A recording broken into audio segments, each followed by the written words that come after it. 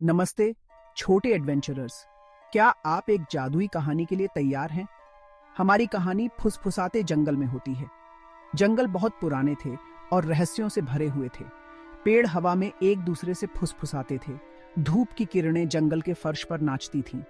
अनदेखे जीवों के गीतों से हवा गूंज उठती थी। इन जंगलों में बहुत अंदर तबाकी नाम का एक जिज्ञासु लड़का रहता था। वो चमकदार आंखों और उससे भी ज्यादा चमकदार आत्मा वाला एक जवान लड़का था।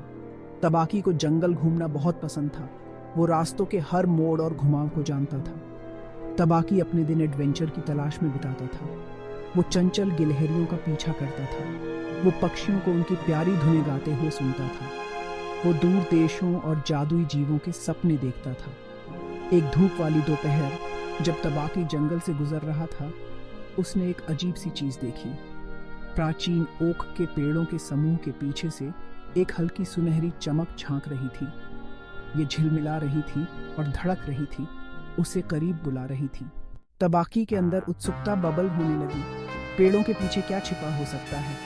उसने सालों तक इन जंगलों को खंगाला था। उसने पहले कभी ऐसा कुछ नहीं देखा था। धीरे धीरे और सावधानी से तबाकी उस रोशनी की ओर बढ़ा। उसने आइवी के एक पर्दे को एक तरफ धकेल दिया। उसने जो देखा उस पर वो हाँफ गया। एक संकरा रास्ता सुनहरी रोशनी में नहाया हुआ जंगल के बीचों बीच जाता था। रास्ते के चारों ओर की हवा एक अलौकिक ऊर्जा के साथ झिलमिला रही थी। पेड़ धीमे स्वर में रहस्य फुसफुसा रहे थे, उसे आगे बढ़ने का आग्रह कर रहे थे। तबाकी का दिल डर और उत्तेजना के मिश्रण से धड़क रहा था। वो जानता था कि इस रास्ते में कुछ खास है। वो इसकी पुकार का विरोध नहीं कर सका। एक गहरी सांस लेते हुए वो रास्ते पर कदम रखा और अज्ञात में अपनी यात्रा शुरू कर दी। ऐसा लग रहा था कि हर कदम पर तबाकी के साथ रास्ता झिलमिलाता और हिलता है। रास्ते में अजीब और सुंदर फूल खिले हुए थे। उनकी पंखुड़ियां इरिडेसेंट रंगों से झिलमिला रही थीं, जो उसने पहले कभी नहीं देखी थीं। चमकती आंखों वाले छोटे प्यारे जीव पेड़ों के पीछे से उसे देख रहे थे। वे ऐसी भाषाओं में ग्रीटिंग्स फुसफुसा रहे थे जिन्हें वो नहीं समझता था, लेकिन उनकी आवाजें दोस्ताना और स्वागत करने वाली थीं। जैसे जैसे तबाकी चलता गया, हवा गर्म और मीठी होती गई। हवा में चमेली और गुलाब की खुशबू भर गई। गर्मियों के आसमान जैसी नीली पंखों वाली तितलियां उसके चारों ओर मंडरा रही थीं। जैसे जैसे वो जंगल में गहराई में जाता गया, पेड़ पतले होने लगे।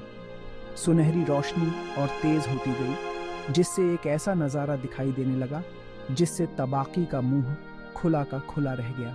उसके सामने एक छिपा हुआ शहर था जो डूबते सूरज की गर्म चमक में नहाया हुआ था।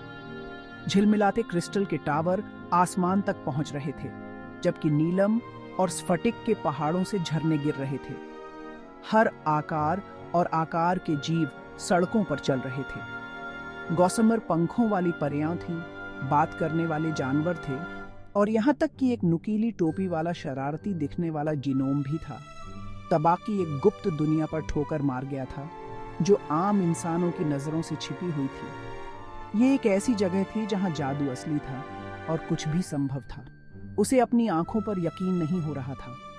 जैसे ही वो शहर में दाखिल हुआ, मुस्कुराहट और जिज्ञासु निगाहों ने उसका स्वागत किया। स्पन सोने जैसे बालों वाली एक काइंड फेस्ड परी उसके पास फड़फड़ाते हुए आई। वेलकम, वो चहचहाई। सिटी ऑफ लाइट में आपका स्वागत है। हम आपका इंतजार कर रहे थे। तबाकी ने सिटी ऑफ लाइट के अजूबों की खोज में कई दिन बिताए। उसने जानवरों की भाषा बोलना सीखा। वो एक विशाल इंद्रधनुषी रंग के पक्षी की पीठ पर सवार होकर आसमान में उड़ा। उसने शरारती नोम को स्टारडस्ट और हंसी से बना केक बनाने में भी मदद की।